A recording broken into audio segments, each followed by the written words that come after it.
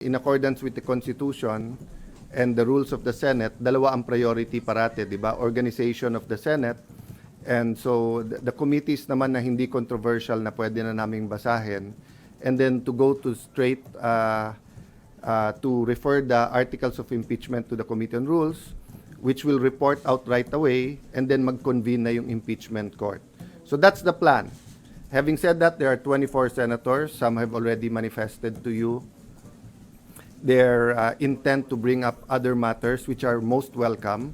If ako tatanungin, I'd rather tapusin muna yung dalawang yon dahil precisely hindi pwede namang sobrang daming priorities.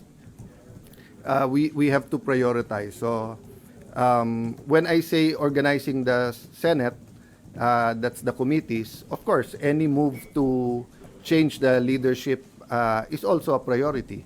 That's the prerogative of anyone, anytime.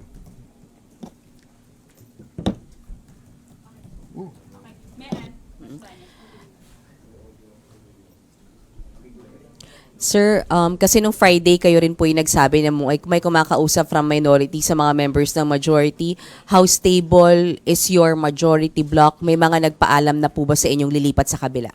As of last night and as of yung sa group namin a few minutes ago, it's more all rumors. Pero hindi nagbago yung sinabi ko sa inyo.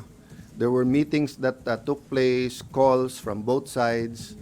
May enticement, may pananakot, may to be fair, it's not all willing and dealing. May appeal to the country, appeal to ganito, ganyan, etc.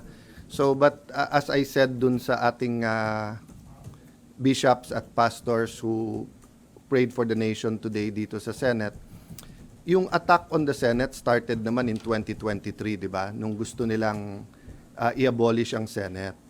And I really believe that the events in the last few months was also intentional na ma-weaken ang Senate because bubuhayin yung constitutional change, except this time around, regional Senate ang gusto nila.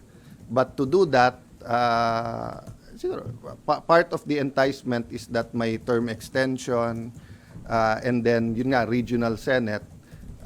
In theory, maganda yon kasi each region will have their senators. But the reality is, if you have 36, 48, 60 senators, yung possibility na maging rubber stamp, nandun talaga.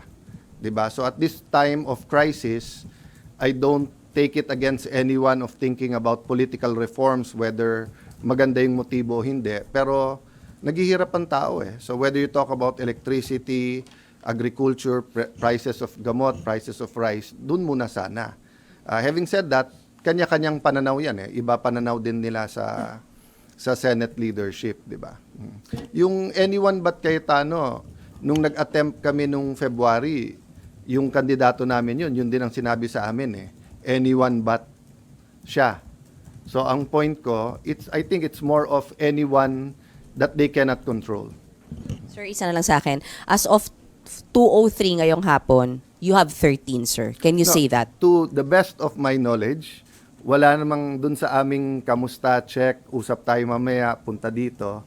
'Di ba? So now, if pag-usap namin, biglang may kakausap sa amin, that's beyond my control. No? So meaning, as of Saturday and Sunday, so nag-meet pa kami Saturday, usap, made calls, hindi ko naman nakausap lahat yesterday, talk to some, okay pa lahat, sabi yung walang bibigay pero grabe ang pressure. At saka talagang pinag-aaway. Sinasabi daw may 13 na, may 14.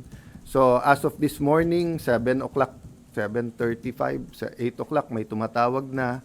So okay na, wala namang hindi sumasagot sa chat groups at sa communication namin, di ba? Having said that, if may palitan naman, it would be smart naman to tell us in the last minute. And so it would be smart to tell in the last minute, and I won't take it against them. Diba? So, simple lang yan.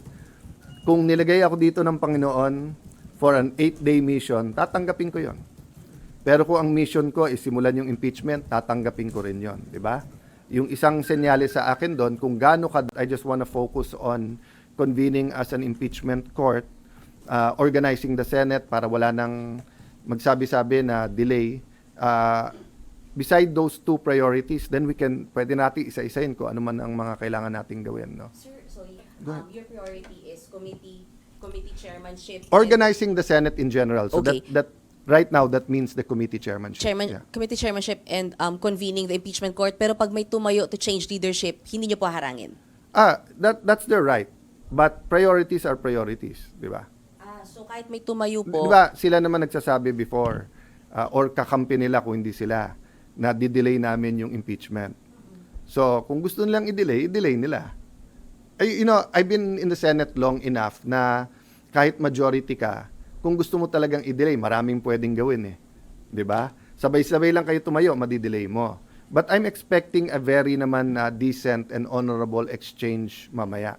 'Di ba? there will be moves. Sorry sir, isa na lang. Yes, If there ma'am. will be a move for a change of leadership, ipopush nyo na Priority mag-convene yun. muna. Hindi. If there's a move to change leadership, priority yun.